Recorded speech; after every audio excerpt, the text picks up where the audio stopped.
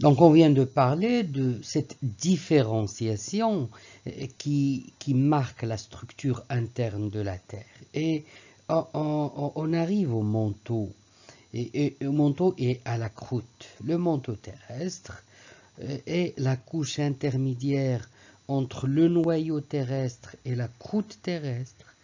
Et le manteau représente 82% du volume de la Terre et environ 65% de sa masse. Et comme vous pouvez le voir sur le schéma à droite, le manteau est séparé de la croûte par la discontinuité que nous avons déjà vue, la discontinuité de Mohorovicius, qu'on appelle de manière abrégée la discontinuité Moho. Et donc du noyau, séparé donc du noyau par la discontinuité de Gutenberg.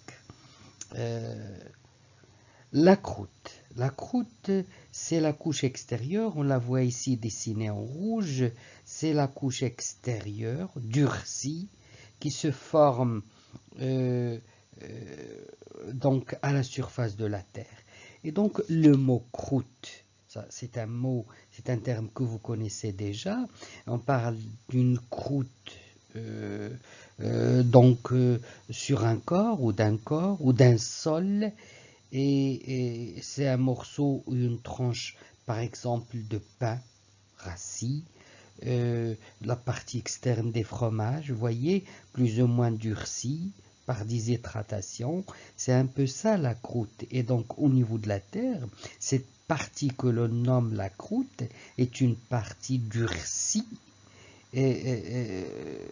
donc à la surface de la Terre. On distingue deux types de croûtes, une croûte continentale, donc comme je viens de dire ici représentée en rouge, et une croûte océanique représentée ici sur la figure à droite de votre diapo en couleur foncée.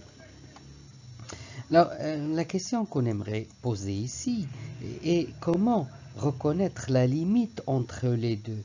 Comment il se présente cette limite dans le langage courant, on parle du rivage. Donc on dit que le rivage sépare le continent de l'océan. C'est un peu l'habitude qu'on a prise. Mais de point de vue géologique, la frontière entre l'océan et le continent est située sous la mer. Et donc à la limite entre les deux types de croûtes. Donc au niveau d'une zone que nous ne voyons pas en surface. Avant de continuer, s'il vous plaît, j'ouvre une petite parenthèse pour préciser certains termes que l'on utilise couramment.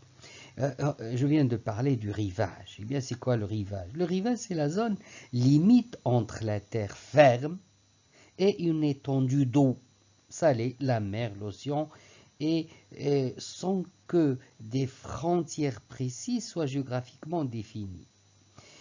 Et donc le rivage, c'est la zone soumise directement à l'action des vagues. Il y a aussi deux autres termes, la côte, le littoral, et puis il y en a un autre qui est la marge atlantique, enfin la marge, on dit la marge atlantique ou la marge pacifique, etc. Alors quelle est la différence entre ces termes? Là, on vient de définir le rivage, d'ailleurs oui, c'est pas marqué sur la figure, mais la côte, c'est quoi la côte? Ou la zone côtière, puisqu'on parle de zone, est une zone de contact entre la terre et la mer vers l'intérieur. Ça veut dire là où il y a les dunes, etc. Et la ligne des plus basses mers. Et il y a aussi le terme littoral. Le littoral, c'est la zone, enfin, généralement sinueuse, où s'établit le contact entre la mer et parfois même le lac, un lac, et la terre. Le terme donc a un sens plus large que le rivage et la côte. Et ça, donc le littoral, ça englobe les deux, ça englobe la côte et le rivage.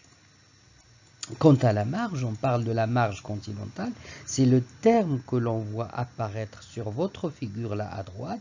Il y a donc continent à gauche en rouge et puis il y a océan en couleur foncée, c'est pas le bleu ici, mais puisqu'on parle de la côte océanique. Et puis entre les deux, vous avez une flèche avec le mot marge? Eh bien, la marge, on parle de la marge continentale, c'est quoi? C'est la zone sous-marine située au bord des continents et, et cette marge continentale comprend, disons, trois grandes parties ou quatre. Le plateau continental qui va jusqu'à à peu près moins de 200 mètres, le talus continental qui est la pente, et le glacis continental, qui est le pied de la pente. On aura peut-être l'occasion de revenir sur la morphologie de la marge continentale. Et en avançant dans les études, vous allez découvrir qu'on parle d'une marge active et d'une marge passive, mais ça, on va le voir rapidement dès qu'on va aborder la tectonique des plaques. Je disais tout à l'heure qu'on distingue deux types de croûtes. Donc la croûte continentale, ou ce qu'on appelle aussi écorce terrestre, et la croûte océanique. Donc la croûte continentale, c'est la partie superficielle et solide du manteau, c'est la partie supérieure, autrement dit, de la lithosphère. Et la croûte océanique qui forme le plancher de l'océan profond. La limite, comme on a dit, entre ces deux sortes ou deux types de croûtes est imposée par le mouvement des plaques tectoniques.